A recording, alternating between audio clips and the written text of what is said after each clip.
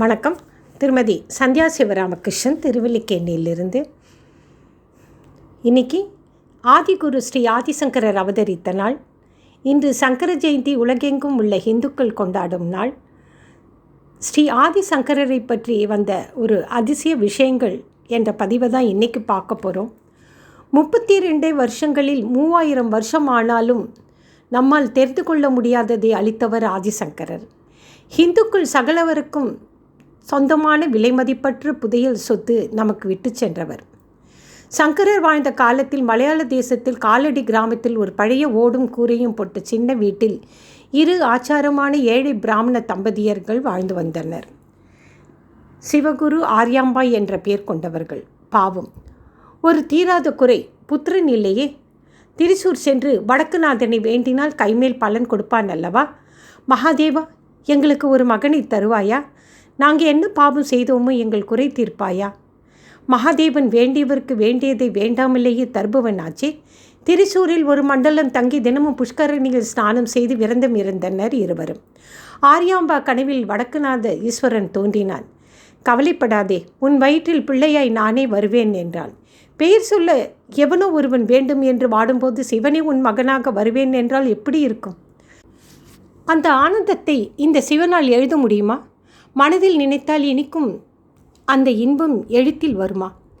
சர்வேஸ்வரனை பொறுத்தவரை இது ஒரு தக்க தருணம் எனலாம். ஏனென்றால் இது நிகழ்ந்த காலத்தில் நிரீஸ்வரவாதிகள் பெருகி கொஞ்சம் கொஞ்சமாக பௌத்தம், சமணம் எல்லாம் இந்து தார்மீகத்தை விழுங்கி வந்த சமயம். சனாதன தர்மத்தை பின்பற்றுபவர்கள் தக்க துணையின்றி சாய்ந்து கொள்ள ஒரு பக்க பலமின்றி திணறுகிறார்களே. உடனே நீங்கள் ஏதாவது செய்து இந்து தார்மீகத்தை புனருத்தாரணம் செய்ய வேண்டும் என்று பிரம்மாதி தேவர்கள் சதாசிவனை வேண்ட அந்த தட்சிணாமூர்த்தி நானே அவதரிப்பேன் என்று வாக்களித்திருந்தார். எனவே ஆர்யாம்பா கனவில் கண்ட வடக்குநாத ஈசன் அவளுக்கு பிள்ளையாய் பிறந்தான். சிவனின் பெயரான சங்கரன் சம்ஹ மங்களம் கரன்ஹ தருபவன் என்ற பெயர் பெற்று பெயருக்கு தகுந்தபடி சகல சந்தோஷத்தையும் தந்தான். சாஸ்திரம் சகலமும் கற்றான். இனி கற்க ஒன்றுமில்லை என்ற நிலை வந்ததோ என்னவோ. அது அந்த அவதார புருஷனுக்கல்லவா தெரியும். வந்த காரியம் சடுதியில் நடக்க ஆயத்தமாக கூட இருக்கலாம். சங்கரன் மனதில் சந்நியாசம் கொள்ள மிக்க விருப்பம் உண்டாயிற்று. பால்மனம் மாறா பாலகன் என்று கூட சொல்லும் 7 வயதில் இப்படி ஒரு ஆசை. சங்கரன் ஒரு சந்தர்ப்பத்தை உண்டு பண்ணி கொண்டான். ஓடுமாட்டில் ஒரு நாள் விடிகாலை அம்மா ஆர்யாம்பாவோடு ஸ்நானம் பண்ணி கொண்டிருந்த போது பசியோடு ஒரு முதலை அவன் காலை கவ்விக்கொண்டது. சங்கரன் கத்தினான், அம்மா அம்மா, முதலை என் காலை பிடித்து கொண்டு இழுக்கிறது.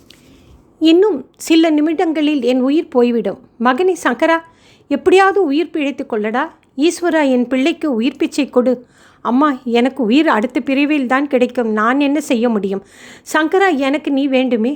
நான் மறுபிறவி எடுத்தால் உயிர் தப்புவேன். முதல்ல என் காலை விட்டுவிட வாய்ப்பு இருக்கிறது. எப்படி கண்ணா அது சாத்தியம்? இந்த பிறப்பில் நான் இப்போது சந்நியாசம் பெற்றால் அது எனக்கு வேறு பிறவி ஆகிவிடும். முதல்ல என்னை விட்டுவிடும். ஆனால் சந்நியாசியானால் முன்னோடு வீட்டில் தங்கியிருக்க முடியாதே. துறவியாக என் உயிர் பிழைக்க வேண்டுமா வேண்டாமா? நான் சந்நியாசி ஆவதற்கு நீ ஆசீர்வாதம் பண்ணி சம்மதித்தால் நான் உயிர் பிழைத்து நீ என்னை கண்ணாலாவது பார்க்க முடியும். சரிடா சங்கரா, எனக்கு நீ எப்படியாவது உயிரோடு இருந்தால் அதுவே போதும்.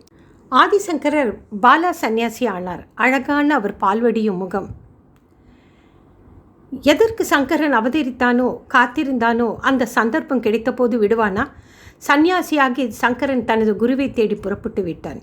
போகும் முன் தாய் சங்கரரை கைகூப்பி வணங்கினாள். கண்ணீர் மல்க தழுத்தழுக்க ஒரு வேண்டுகோள். சங்கரா, எனக்கு ஒரே ஒரு ஆசை நிறைவேறுமா? சொல்லுங்கள் தாயே. என் கடைசி நிமிஷம், என் உயிர் போகும் முன் உன்னை ஒரு தரம் பார்க்க வேண்டுமடா என் செல்லமே. சங்கரர் கடைசி நேரத்தில் அம்மாவை மடியில் போட்டுக்கொண்டு அவள் உயிர் பிரிந்து மோட்சமடைய இயற்றியது மாற்றுக்கா பஞ்சகம். அதனுடைய தமிழாக்கத்தை இப்போ பார்க்கலாம்.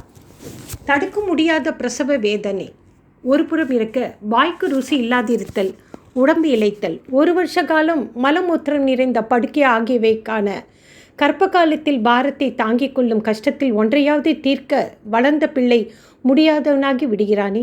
அக்கஷ்டங்களை தாங்கிக் கொள் தாயை என்னவென்று சொல்ல அந்த தாய்க்கு நமஸ்காரம். ஹே தாயே, ஒரு சமயம் நான் படிக்கும் குருகுலம் வந்து கனவில் நான் சந்நியாசம் பூண்டதாக கண்டு உறக்க அழுதாயே.